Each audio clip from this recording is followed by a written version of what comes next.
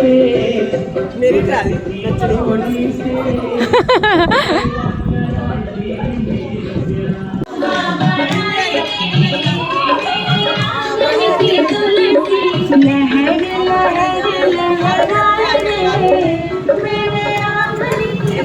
नच के नी मैं नच के मनाना दिलदार अज मैं नच लैण दे अज मैनू नच लैण दे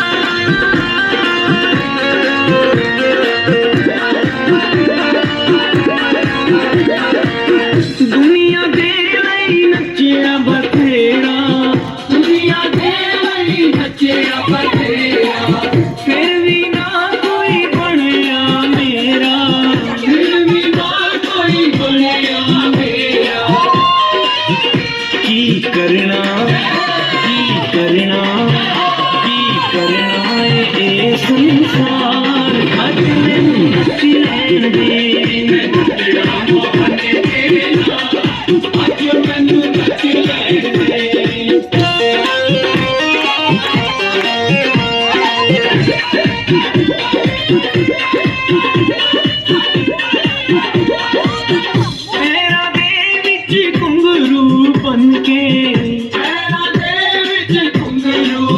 अपने शाम दी जोगन बन के अपने शाम दी जोगन बन के नी मैं नच के नी मैं नच के नी मैं नच के मना आनंद लाल आज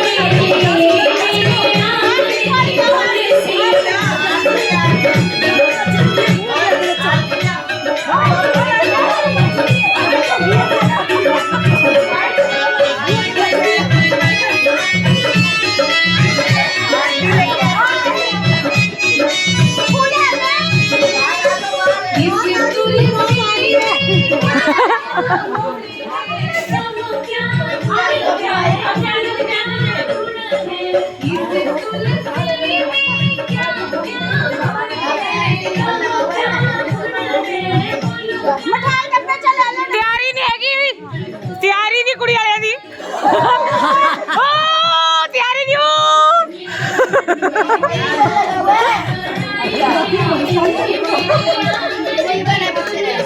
ਓ ਤਿਆਰੀ ਨਹੀਂ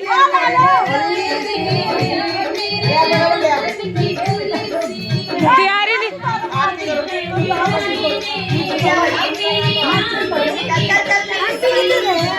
ਤਿਆਰੀ ਨਹੀਂ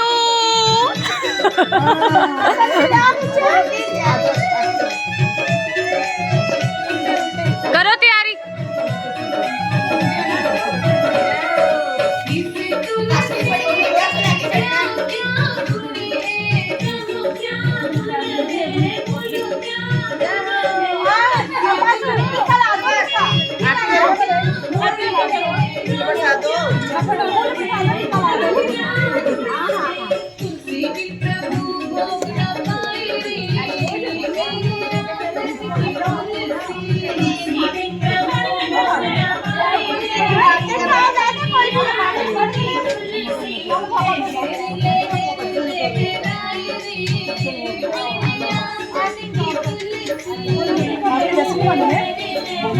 चलो चलो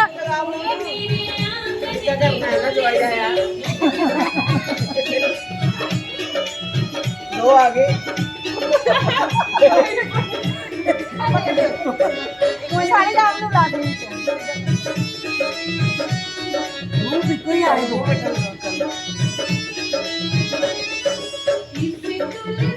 टाइल गिर गई है नीचे भाई शरीर के कुत्ते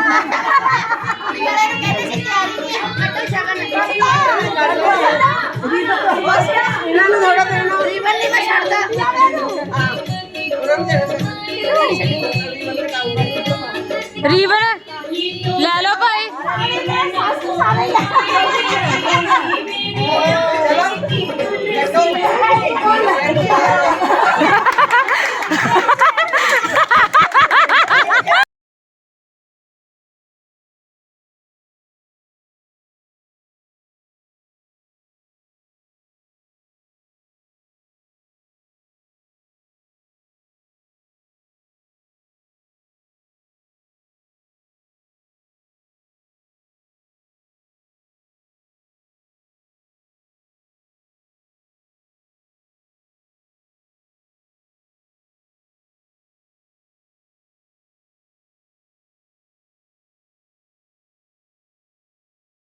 खड़ी खड़ी घर घर में तुलसा सजी खड़ी खड़ी नाम ढूंढ रे खड़ी गली पायल लाया पहनो प्यारी क्या सोच रही हो खड़ी खड़ी पायल लाया पहनो प्यारी क्या सोच रही हो खड़ी खड़ी मुझे डर है राधा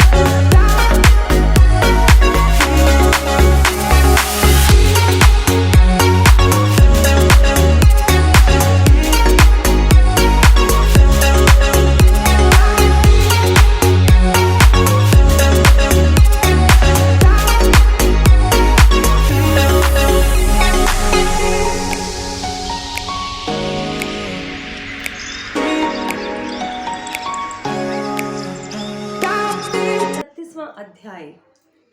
भगवान कृष्णचंद्र जी महाराज ने कहा कि पहले उज्जैन में महापापी और दुरात्मा धनेश्वर नामक एक ब्राह्मण रहता था। वह रस, चमड़ा और कंबल आदि का व्यापार करता था। वैश्यगामी था, मद्यपान आदि बुरे कर्म किया करता था। चूंकि वह दिन रात पाप में रत रहता था, इसलिए उस व्यापार के लिए उसे नगर नगर घूमना पड़ता था।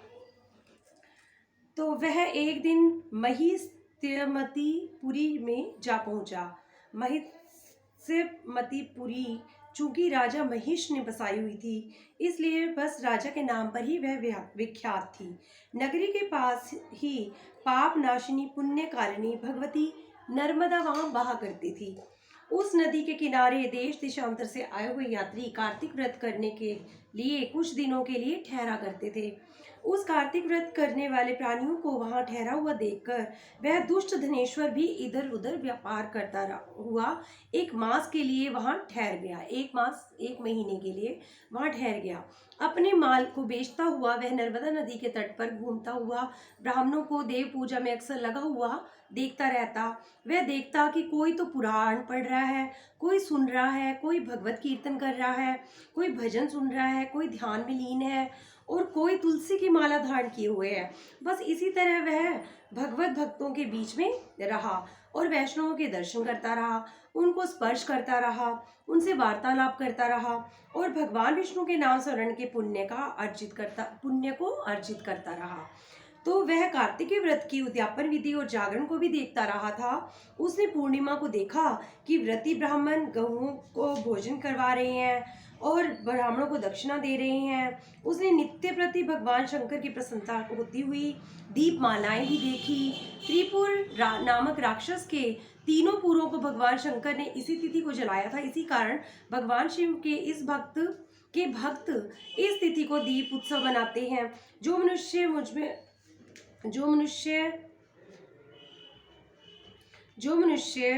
मुझ में और भगवान शंकर में कोई अंतर नहीं मानता, उसकी संपूर्ण क्रिया निष्फल हो जाती है। और धनेश्वर वहाँ की पूजा विधि को भी देखता हुआ इधर उधर घूम ही रहा था कि उसे एक काले सर्प ने काट लिया और वह भूमि पर गिर पड़ा। उसकी दशा देखकर वहाँ के दयालु भक्तों ने उसे चारों ओर से घेर लिया और उसके मुंह में तुलसी दल मिश्रित जल के छींटे देने लगे। जब उसके प्राण निकले तो यम के दूत उसे बांधकर कोड़ों से मारते हुए यमपुरी को ले गए।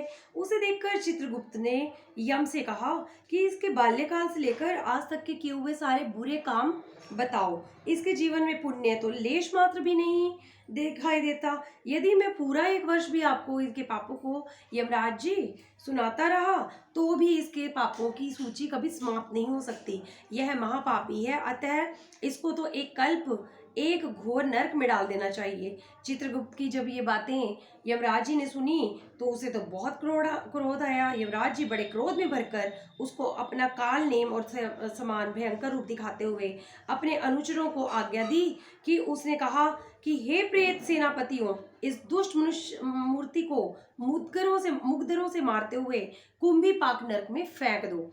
भगवान श्री कृष्ण चंद्र जी महाराज ने कहा। यह सुनकर प्रेत सेनापति ने मुग्धरों से उसका सिर तोड़ते हुए कुंभी पाक नरक में ले जाकर खोलते हुए तेल की कढ़ाई में छोड़ दिया।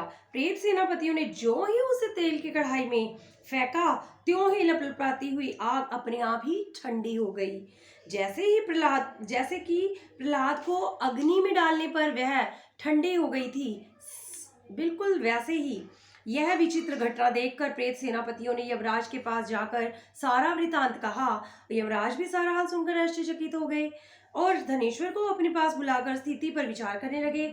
उसी समय नारायण नारायण करते हुए देवर्षि नारद भी वहां पहुंचे और यमराज से कहने लगे कि हे अरुण नंदन यमराज, यह ब्राह्मण नरक में डाले जाने ही योग्य है, क्योंकि इसने अंत समय में शुभ कुछ कार्य किए थे जो कि नरक यातना को नष्ट करने वाले हैं। जो लोग भगवत भक्तों का दर्शन करते हैं, उनसे वार्तालाप करते हैं, उनको स्पर्श करते हैं, उनके सारे कार्य करते हैं, उनकी कभी निंदा नहीं करते, चाहे उन्होंने कितने भी पुण्य कर्म क्यों न किए हो, सहज ही स्वर्ग के अधिकारी हो जाते हैं। चाहे उन्होंने कोई पुण्य कार्य ना भी किए हो तो भी वह आसानी से स्वर्ग में चले जाते हैं। अतः धनेश्वर भी पुण्यात्माओं के संग व स्पर्श से स्वर्ग का ही अधिकारी हो गया है। अतएव यह पुण्यात्मा है, इसे यक्ष योनि दो, केवल इसे पाप भोग करने वाले नरक दिखा दो। भगवान कृष्ण चंद्र महाराज ने कहा। जब देवर्षि नारद जी ऐसा कहकर चले गए तो धनेश्वर को पुण्य आत्मा समझते हुए यमराज ने दूतों को उसे नरक दिखाने की आज्ञा दी। अब 32वां अध्याय बोलो कार्तिक महात्म्य की जय। तो 32वां अध्याय भी इसी के साथ कर देती हूँ मैं। भगवान कृष्णचंद्र जी महाराज ने कहा कि प्रेत पति यमराज की आज्ञा से धनेश्वर को नरकों के पास ले जाया गया और उसको दिखाते हुए कहने लगे, हे धनेश्वर, इन भयंकर नरकों को देखो जिसमें कि पापियों को यम के दूत सदा ही दुख देते रहते हैं। यह देखो, यह है तप्त वाचुक नामक भयंकर नरक, जिसमें देह जलाने के कारण पापी विलाप कर रहे हैं। भोजन के समय जो प्राणी भूखों को भोजन नहीं देते वह बार बार नरक में डाले जाते हैं। वह मनुष्य जो गुरु, अग्नि, ब्राह्मण, गौ, वेद और राजा इनको लात मारते हैं, उनके पर भयंकर नरक में उनको जलाया जाता है। यह 6 प्रकार के नरक अतिशय पापों को करने के बाद ही मिलते हैं। अब देखो ये दूसरा अंधक मिश्र नामक नरक। हे ब्राह्मण, सुई की भांति मुख वाले तमोत नामक कीड़े इन पापियों को काट रहे हैं और इस नरक में दूसरों का दिल दुखाने वाले पापी गिराए जाते हैं। अब ये तीसरा करक्य नामक भयंकर नरक देखो। इस नरक में पापी आरे से चीरे जाते हैं। यह नरक भी असीमंत्र वर्ण आदि भेदों से 6 प्रकार का है। इसमें स्त्री और पुत्र में जो वियोग कराने वाले प्राणी हैं उनको कढ़ाई में पकाया जाता है। 2 प्रियजनों का विछोड़ा कराने वाले प्राणी भी यहाँ असीमंत्र सभी तलवार की धार से काटे जाते हैं। कुछ भेड़ियों के डर से भाग भी जाते हैं। अब तुम यह चौथा नरक देखो। इसका नाम अर्गल है, जिसमें पापी लोग जोर जोर से चिल्लाते हुए इधर उधर भाग रहे हैं। इधर अनेक प्रकार के, नाना प्रकार के या सांपों फिर यमदूत पापियों को चढ़ा रहे हैं और यह नरक भी वध आदि भेदों से 6 प्रकार का है। और ये देखो कूट शाल्य नामक 5वां नरक, जिसमें कि समेट कर लाए अंगारों की भांति कष्ट देने वाले बड़े बड़े कांटे लग रहे हैं। यह भी यातना आदि के भेदों से 6 प्रकार का है। पर स्त्री गमन करने वाले प्राणी इस नरक में पकाए जाते हैं। देखो यह उल्वन नामक 6वां नरक, जिसमें कि सिर के नीचे करके पापियों को पकाया जाता है। जो लोग भक्ष्य पर विचार नहीं करते, दूसरों की निंदा चुगली करते हैं, उनको इस नरक में डाला जाता है। दूसरों के लिए बुरे शब्द कहने वाले उन पापियों को इसमें डाला जाता है। देख लो कि यह लोग किस तरह से चिल्ला रहे हैं। दुर्गंध भेद से यह नरक 6 प्रकार का है। अब देखो ये 7वां कुंभी पाक नामक नरक, यह बहुत ही भयंकर है। हे ब्राह्मण, यह भी 6 प्रकार का है। इसमें महापातकी लोगों को पकाया जाता है। इस नरक में हजारों वर्ष का यातना भोगनी पड़ती है। यही रोवर नरक है। इच्छा रहित जो पाप किए हैं वह सूखे और इच्छा पूर्वक जो पाप किए हैं वह पाप आर्ध्य कहलाते हैं। इस प्रकार शुष्क या आर्ध्य भेदों से ये पाप 2 प्रकार के होते हैं। इसके अतिरिक्त और भी पृथक पृथक 84 प्रकार के पाप हैं। अपकीर्ण, पाड़ाकत्य, मलिनीकरण, जाति भ्रंशकरण, उपाय, अतिपाप, महापाप, 7 प्रकार के पातक। जो जीव जैसा कर्म करते हैं उनको 7 नरकों के से अपने पाप कर्मों के अनुसार पकाया जाता है। तुम्हारा चूंकि कार्तिक व्रत करने वाले प्रभु भक्तों के साथ पर्याप्त मेल जोल रहा है, उसके पुण्य प्रभाव से तुम्हारी नरक यातना दूर हो गई है। भगवान श्री कृष्णचंद्र जी महाराज ने कहा कि इस प्रकार प्रेतपति ने धनेश्वर को सब प्रकार के नरक दिखाए और उसके बाद यक्ष लोक में ले जाकर उसे वहां का राजा बना दिया। वहां पर उसका नाम धन यक्ष हुआ।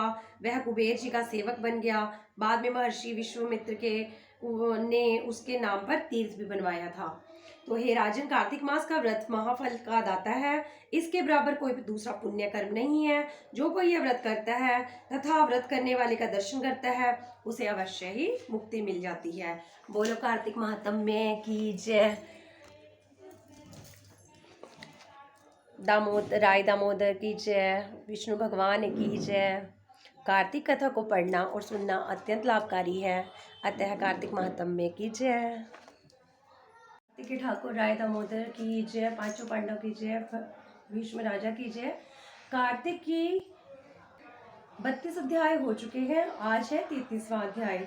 सूर्य जी ने कहा कि इतनी कथा सत्यभामा को जब सुनाई धनेश्वर की कि उसे सारे नरक दिखाते हुए और भ्रमण कराने के बाद जब उसे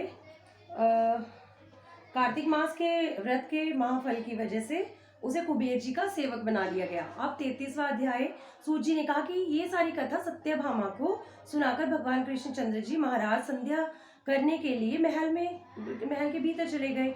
यह कार्तिक मास का व्रत भगवान विष्णु को अत्यंत प्रिय है, भक्ति को प्रदान करने वाला है। रात्रि जागरण, प्रातः काल का स्नान, तुलसी वट सींचना, उद्यापन, दीपदान, ये 5 कर्म भगवान विष्णु को अत्यंत प्रिय हैं और इसलिए इनका पालन अवश्य करना चाहिए। ऋषियों ने कहा कि भगवान विष्णु का प्रिय अधिक फल का देने वाला, शरीर के रोम रोम को प्रसन्न करने वाला, इतिहास पूर्वक जो कार्तिक महात्म्य को जो आपने कहा, मोक्ष की चाह करने वालों को या भाग के इच्छुक मनुष्यों को यह व्रत अवश्य करना चाहिए। किंतु हम एक बात आपसे पूछना चाहते हैं कि यदि कार्तिक मास का व्रत करने वाला किसी संकट में फंस जाए, या वह जंगल में हो या फिर किसी रोग से ग्रस्त हो जाए, तो फिर वह कार्तिक का व्रत किस प्रकार करे, क्योंकि यह भगवान विष्णु का अतिशय प्रिय अथवा मुक्ति प्रदान करने वाला व्रत है, किसी भी प्रकार से छोड़ना तो नहीं चाहिए। तो श्री सूत जी ने कहा, यह कार्तिक व्रती किसी संकट में यदि फंस जाता है तो वीरता के साथ भगवान शंकर और भगवान विष्णु के मंदिर में जाकर जागरण अवश्य करे। यदि भगवान शंकर का मंदिर या भगवान का विष्णु का मंदिर पास में ना हो तो जिस किसी भी देवता का मंदिर पास में उसमें भी जाकर कर सकता है। अगर घना जंगल हो तो भी वह पीपल के वृक्ष के नीचे अथवा तुलसी के वन में जाकर जागरण कर ले। भगवान विष्णु की मूर्ति के सम्मुख बैठकर भगवान विष्णु का कीर्तन कर ले। ऐसा करने से 1000 गौओं के दान के बराबर ही फल मिलता है। जो व्यक्ति विष्णु के कीर्तन में बाजा बजाता है उसको वाजपेयी यज्ञ के बराबर फल मिलता है, और हरि कीर्तन में नृत्य करने वाले प्राणी को समस्त तीर्थों में स्नान करने का फल मिलता है। यानी कि जो कीर्तन में कोई घंटी बजा रहा है, ढोलक बजा रहा है और कीर्तन कर रहा है, तो किसी संकट के समय या कैसा भी हो उसे तीर्थों में स्नान करने के बराबर फल मिलता है। किसी संकट के समय या रोगी हो जाने पर और यदि जल ना मिल सके तो केवल भगवान विष्णु के नाम मात्र से भी मार्जन ही कर ले। यदि उद्यापन ना कर सके तो व्रत की पूर्ति के लिए केवल ब्राह्मणों को भोजन ही करवा दे, क्योंकि ब्राह्मणों के प्रसन्न होने से भगवान विष्णु भी प्रसन्न होते हैं। यदि आप दीपदान ना कर सकें तो दूसरे के दीप की वायु आदि से भली भांति रक्षा कर लें। यदि तुलसी का पौधा पास में ना हो तो विष्णु भगवान की ब्राह्मण की पूजा, वैष्णव ब्राह्मण की पूजा कर लें, क्योंकि भगवान विष्णु सदैव अपने भक्तों के निकट ही रहते हैं। इन सब के ना होने पर व्रती ब्राह्मण गो, पीपल, वट वृक्ष की श्रद्धा से सेवा कर लें। शौनक आदि ऋषियों ने कहा कि आपने गो और ब्राह्मणों को सदृश पीपल और वट वृक्षों को क्यों सबसे महत्वपूर्ण बताया है। सभी वृक्षों में पीपल का वृक्ष और वट वृक्ष श्रेष्ठ क्यों कहे गए हैं। सूत जी ने कहा कि पीपल का वृक्ष साक्षात विष्णु भगवान है और वट वृक्ष साक्षात शंकर भगवान है। पलाश का वृक्ष साक्षात ब्रह्मा जी है। इन वृक्षों की पूजा, सेवा और दर्शन करने से सब पाप नष्ट हो जाते हैं। ऋषियों ने कहा, प्रभु हम लोगों में इसमें शंका है कि ब्रह्मा विष्णु शंकर वृक्ष रूप क्यों हो गए, आप कृपा करके इसे बतलाइए। श्री सूत जी ने कहा कि प्राचीन काल में भगवान शंकर और पार्वती विहार कर रहे थे कि उसी समय उनके विहार करते समय विघ्न डालने के लिए ब्राह्मण का रूप धारण करके अग्निदेव वहां आ गए। विहार का आनंद का नाश हो जाने से क्रोध में भरकर पार्वती जी ने समस्त देवताओं को श्राप दे डाला। पार्वती जी ने कहा कि देवताओं विषय सुख को कीट पतंगे भी जानते हैं, उसमें आप लोगों ने देवता होकर विघ्न डाला है, इसलिए आप सब वृक्ष हो जाएं। सूत जी ने कहा कि इस प्रकार क्रोधित पार्वती जी ने जब श्राप दिया तो सब देवता वृक्ष हो गए। इसी कारण भगवान विष्णु और शंकर दोनों भी पीपल और वट वृक्ष हो गए। इसी कारण भगवान विष्णु का शनिदेव के साथ भोग होने के कारण केवल शनिवार को ही पीपल स्पर्श करना चाहिए और किसी दिन नहीं करना चाहिए। ऋषिगणों ने सूत जी से कहा कि सूत जी, पीपल का वृक्ष शनिवार को छोड़कर सब दिन में क्यों नहीं पूजा जाता। सूत जी ने कहा कि समुद्र का मंथन करते समय जो रत्न देवताओं को मिले थे उनमें से देवताओं ने लक्ष्मी और कौस्तुभमणि भगवान विष्णु को दे दी थी। विष्णु भगवान जब लक्ष्मी से विवाह करने के लिए तैयार हुए तो लक्ष्मी ने कहा, प्रभु जब मेरी बड़ी बहन का विवाह ही नहीं हुआ तो आप छोटी बहन से विवाह कैसे कर सकते हैं, इसलिए आप पहले उस बड़ी बहन का विवाह करवाइए, बाद में फिर मुझसे विवाह कीजिए, क्योंकि ये प्राचीन नियम है। सूत जी बोले कि लक्ष्मी जी कैसे विष्णु सुनकर विष्णु जी ने लक्ष्मी की बड़ी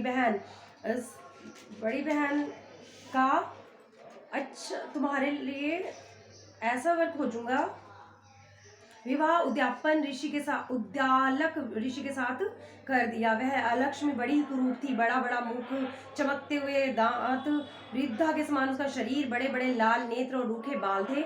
महर्षि उद्दालक भगवान विष्णु के आग्रह पर उसे विवाह करने के लिए तो तैयार हो गए, पर अपने जब आश्रम में लेके गए तो वेद ध्वनि से गूंजित हवन पवित्र धुएं से मनोहर आदि आश्रम को देखकर वह बहुत दुखी हुई और रोने लगी। उसने कहा, उदालक ये क्या, इस आश्रम में तो वेद ध्वनि हो रही है, अतः ये तो मेरे रहने योग्य स्थान नहीं है, मुझे तो कोई दूसरी जगह बता दीजिए।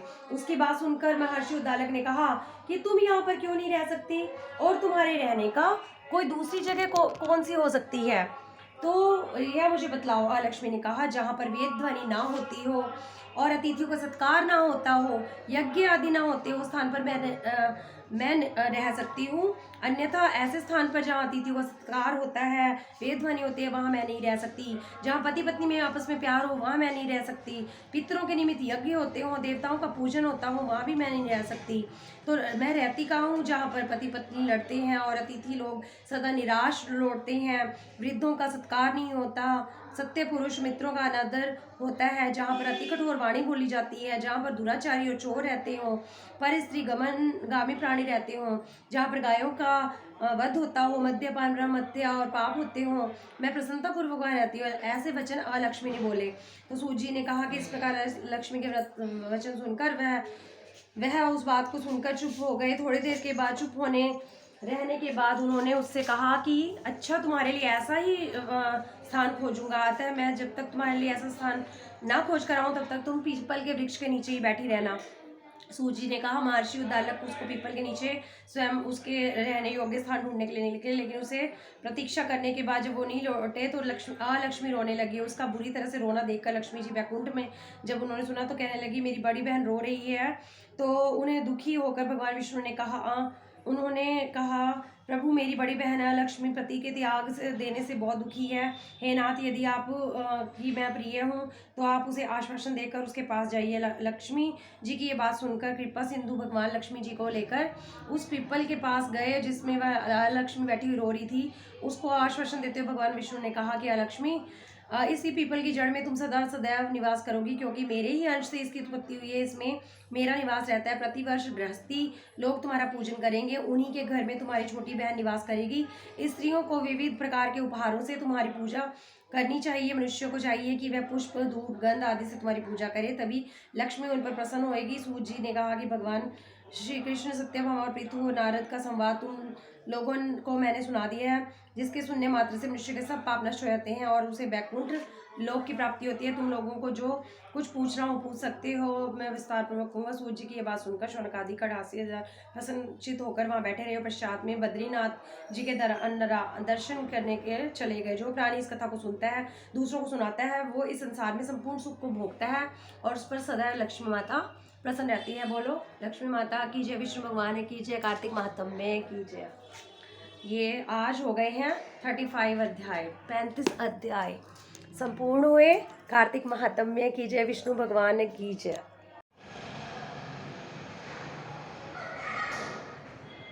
लक्ष्मी